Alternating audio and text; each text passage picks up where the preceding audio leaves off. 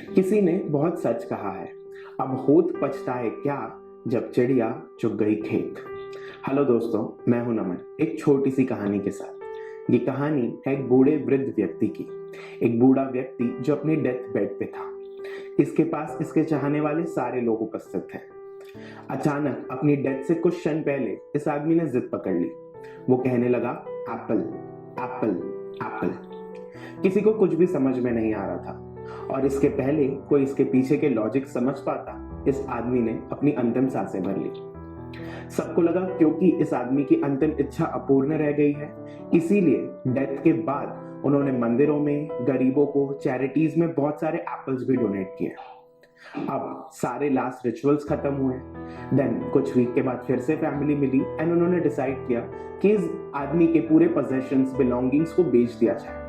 उन्होंने एक बिल्डर को बुलाया, उसे घर के बारे में सारी चीजें बताई और एक बहुत हैंडसम डील स्ट्राइक करते हुए उन्होंने घर तुरंत उस बिल्डर को बेच दिया और सब अपनी अपनी लाइफ में बिजी हो गए।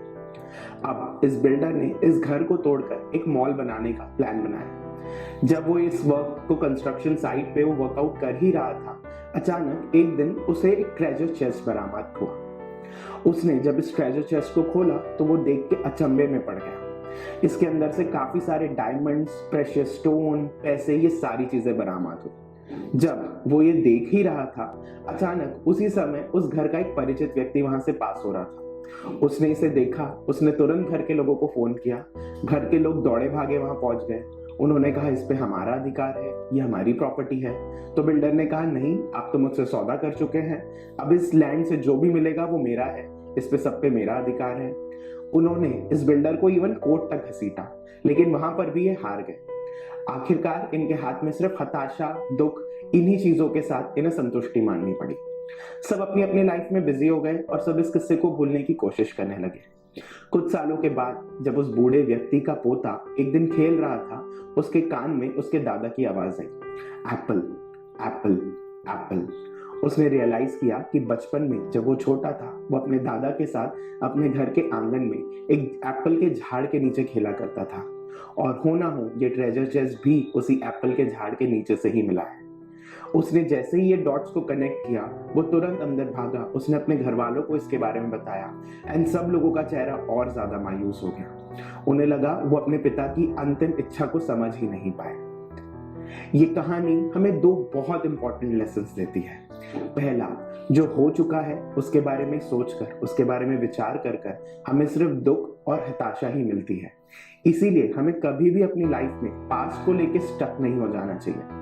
वो कहते हैं ना, we should always look for new things in our life because new things brings new opportunities for us, whereas if we stick ourselves in the past, we are only filled with regrets. Second चीज जो ये कहानी हमें सिखाती है वो ये है that our life is the culmination of the decisions we take, either good or bad, and in decisions का इफेक्ट हमारे साथ साथ हमारे चाहने वालों पर भी दिखता है।